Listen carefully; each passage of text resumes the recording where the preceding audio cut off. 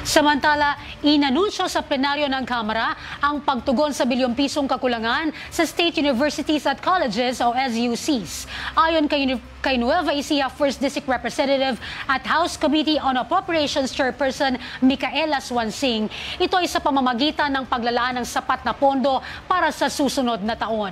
Una sa balita, si Simon Ong. Inabot na ng halos alauna na madaling araw ang nangyaring deliberasyon ng plenaryo para sa mga panukalang budget ng bawat ahensya at kagawaran ng pamahalaan. Sa nangyaring plenary debate para sa proposed 2026 budget, sa kanyang manifestation, iginiit ni APRO Chairperson Representative Micaela Swansing ang pagtugon sa kakulangan na 12.3 billion pesos para sa state universities at colleges o SUCs. Para sa full implementation ng Universal Access to Quality Tertiary Education Act o UACTE. Ayon sa kanya, nagcommit ang Commission on Higher Education at CHED ng pondo sa pamamagitan ng special provision na inaprobahan ng Kamara.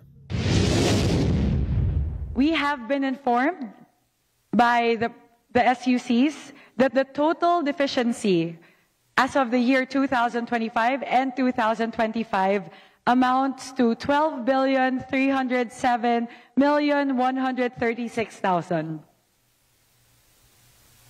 CHED has committed through a special provision authorized by Congress to be placed in the 2026 General Appropriations Act to release 7,821,022,998.18 out of that deficiency. Pero ang tanong, sa kung saan kukunin ang nalalabing pondong kailangan para mabuo ang 12 bilyong piso?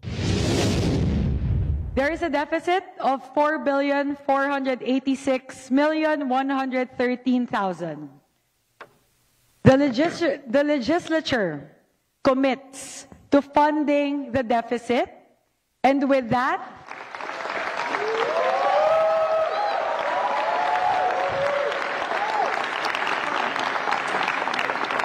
the total 12.3 billion peso deficit to SUCs will all be paid by fiscal year 2026. Ayon kay Swansing, ang higit 4 na bilyong piso na kanilang i-appropriate ay magiging parte ng GAB. So just to make it clear, the 7.82 billion pesos that will be released, requested and released by CHED for the budgetary support will be sourced from the Higher Education Development Fund, while the remaining 4.49 billion pesos will be released and funded by the legislature through the General Appropriations Act.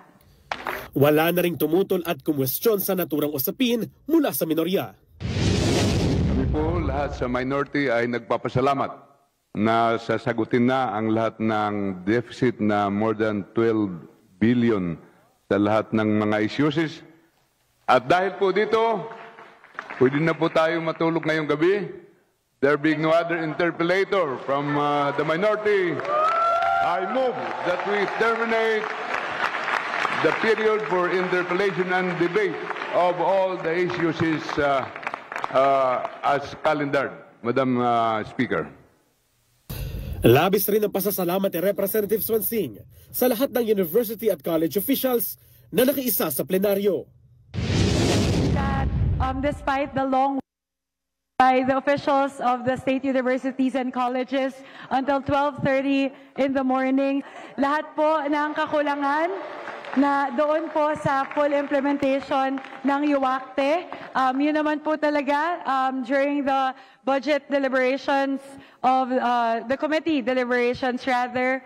Samantala, maglalaan din ng Kongreso ng karagdagang 9.3 billion pesos para sa tertiary education subsidy at tulong-dulong program ng CHED para matiyak hindi lang ang access ng lahat ng kabataang Pilipino sa dekalidad na edukasyon, kundi ang maisakatuparan ang kanilang pagtatapos sa kolehiyo. Nauna sa mga balitang totoo at laging bago, Simon Ong, Alauna sa Balita, Congress TV.